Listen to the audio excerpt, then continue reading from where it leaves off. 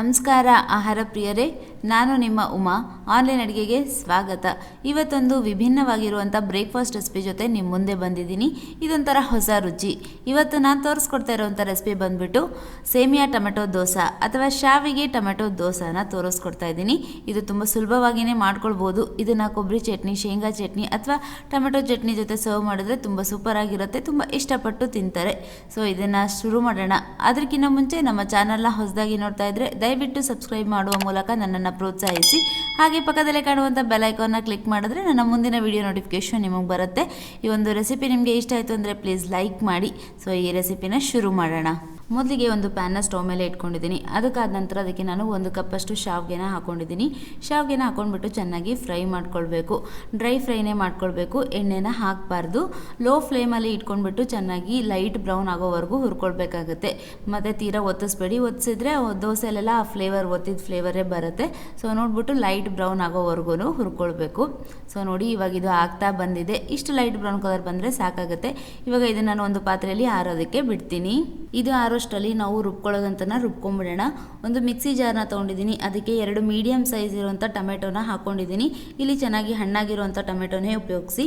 ಅದಾದಮೇಲೆ 3 ಒಣಮೆಣಸಿನ್ಕಾಯಿನ ಹಾಕ್ಕೊಂಡಿದ್ದೀನಿ. ಇದು ಆಪ್ಷನಲ್, ಇಷ್ಟ ಇದ್ದರೆ ಹಾಕೊಳ್ಳಿ, ಇಲ್ಲಾಂದರೆ ಸ್ಕಿಪ್ ಮಾಡ್ಕೊಳ್ಬೋದು. ಅದಾದಮೇಲೆ 1 ಇಂಚಷ್ಟು ಶುಂಠಿನ ಕಟ್ ಮಾಡ್ಕೊಂಡ್ಬಿಟ್ಟು ಹಾಕ್ಕೊಂಡಿದ್ದೀನಿ. ಇದನ್ನೆಲ್ಲ ಹಾಕ್ಕೊಂಡು ಈಗ ನಾನು ರುಬ್ಕೊಂಡು ಬರ್ತೀನಿ. ಸೊ ನೋಡಿ, ಇದನ್ನು ಚೆನ್ನಾಗಿ ನುಣ್ಣಗೆ ರುಬ್ಕೊಳ್ಬೇಕು. ಇಷ್ಟು ನುಣ್ಣಗೆ ಆಗಿದ್ರೆ ಸಾಕಾಗುತ್ತೆ. ಇವಾಗ ಇದನ್ನು ಪಕ್ಕಕ್ಕಿಡೋಣ. ಅಷ್ಟರಲ್ಲಿ ಶಾವಿಗೆ ತುಂಬ ಚೆನ್ನಾಗಿ ಆರಿದೆ. ಇದಕ್ಕೀಗ ನಾನು ಯಾವ ಕಪ್ಪಿನ ಅಳತೆಯಲ್ಲಿ ಶಾವಿಗೆ ತೊಗೊಂಡಿದ್ದೆ ನೋಡಿ, ಅದೇ ಕಪ್ಪಿನ ಅಳತೆಯಲ್ಲಿ 1 ಕಪ್ನಷ್ಟು ರವೆನ ಹಾಕ್ಕೊಳ್ತಾ ಇದ್ದೀನಿ. ನಾನಿಲ್ಲಿ ಉಪಯೋಗಿಸಿರುವಂಥದ್ದು ಚಿರೋಟಿ ರವೆನ ಬಳಸಿದ್ದೀನಿ. ಅದಾದಮೇಲೆ ಅದೇ ಕಪ್ಪಿನ ಅಳತೆಯಲ್ಲಿ ಅರ್ಧದಷ್ಟು ಅಕ್ಕಿ ಹಿಟ್ಟನ್ನು ತೊಗೊಂಡಿದ್ದೀನಿ. ಇಲ್ಲಿ ಅಕ್ಕಿ ಹಿಟ್ಟಿನ ಬದಲಾಗಿ ನೀವು ಗೋಧಿ ಹಿಟ್ಟನ್ನು ಕೂಡ ಹಾಕ್ಕೊಳ್ಬೋದು. ಅದಾದ ನಂತರ ರುಬ್ಬಿಟ್ಕೊಂಡಿರುವಂಥ ಟೊಮೆಟೊ ಪೇಸ್ಟ್ನ ಕೂಡ ಸೇರಿಸ್ಕೊಂಡಿದ್ದೀನಿ. ಆ ಮಿಕ್ಸಿ ಜಾರ್ಗೆ ಸ್ವಲ್ಪ ನೀರು ಹಾಕ್ಬಿಟ್ಟು ಕೂಡ ಸೇರಿಸ್ಕೊಳ್ತಾ ಇದ್ದೀನಿ. ಈಗ ಇದನ್ನೆಲ್ಲ ಹಾಕೊಂಡ್ಮೇಲೆ ನಾವು ಒಂದು ಫೋಕ್ ಸಹಾಯದಿಂದ ಕಲಿಸ್ಬೇಕಾಗತ್ತೆ. ನಾರ್ಮಲ್ ಚಮಚನ ಉಪಯೋಗಿಸಿದ್ರೆ ಶಾವಿಗೆ ಮುರಿದೋಗುವಂಥ ಚಾನ್ಸಸ್ ಇರುತ್ತೆ. ಅದಕ್ಕೆ ಈ ಥರ ಫೋಕಿಂದ ಕಲಿಸಿದಾಗ ಶಾವಿಗೆ ಮುರಿಯೋದಿಲ್ಲ. ಸೊ ನೋಡಿಬಿಟ್ಟು ಮೆತ್ತಗೆ ಕಲಿಸ್ಕೊಳ್ಳಿ. ಈ ದೋಸೆ ಹಿಟ್ಟು ಬಂದುಬಿಟ್ಟು ರವಾ ದೋಸೆ ಹಿಟ್ಟು ಕಲಿಸ್ತೀವಿ ನೋಡಿ, ಆ ಒಂದು ಕನ್ಸಿಸ್ಟೆನ್ಸಿವರೆಗೂ ನಾವು ಕಲಿಸ್ಕೊಳ್ಬೇಕಾಗತ್ತೆ. ಸೊ ನೀರನ್ನು ನೋಡಿ ಸೇರಿಸ್ಕೊಂಡು ಅಡ್ಜಸ್ಟ್ ಮಾಡ್ಕೊಳ್ಳಿ.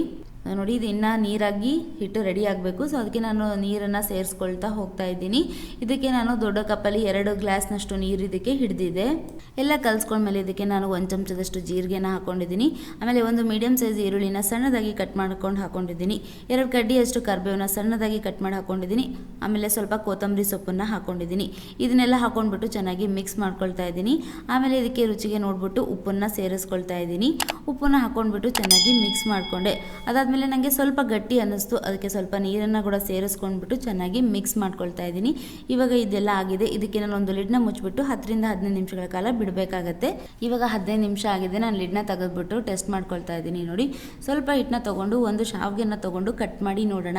ಇದು ಕರೆಕ್ಟಾಗಿ 2 ಭಾಗ ಆಯಿತು ಅಂದರೆ ಹಿಟ್ಟು ಕರೆಕ್ಟಾಗಿ ಹದದಲ್ಲಿ ನೆಂದಿದೆ ಅಂತ ಹೇಳಿ.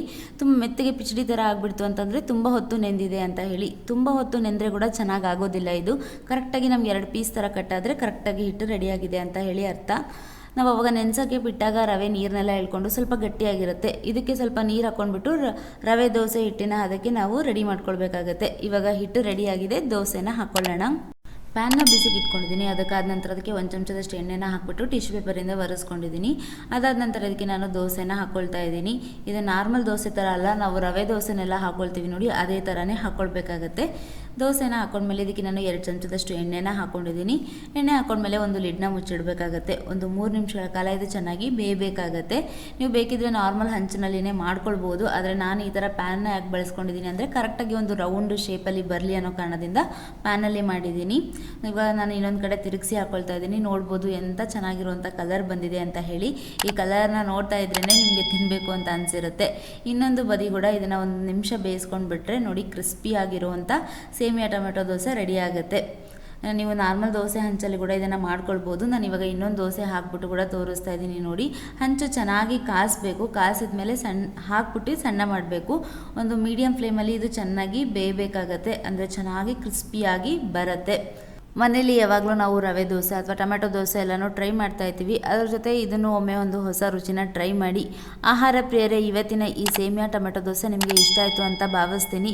ಇಷ್ಟ ಆಗಿದ್ದರೆ ಒಂದು ಲೈಕ್ನ ಒತ್ತಿ. ಹಾಗೆ ನಮ್ಮ ಚಾನಲ್ನ ಹೊಸದಾಗಿ ನೋಡ್ತಾ ಇದ್ದರೆ ದಯವಿಟ್ಟು ಸಬ್ಸ್ಕ್ರೈಬ್ ಮಾಡುವ ಮೂಲಕ ನನ್ನನ್ನು ಪ್ರೋತ್ಸಾಹಿಸಿ. ಹಾಗೆ ಪಕ್ಕದಲ್ಲೇ ಕಾಣುವಂಥ ಬೆಲ್ಲೈಕಾನ್ನ ತಪ್ಪದೇ ಕ್ಲಿಕ್ ಮಾಡಿ. ಮತ್ತು ಇನ್ನೊಂದು ರುಚಿಕರವಾದ ಅಡುಗೆ ಜೊತೆ ನಿಮಗೆ ಸಿಗ್ತೀನಿ. ಅಲ್ಲಿವರೆಗೂ ಧನ್ಯವಾದಗಳು.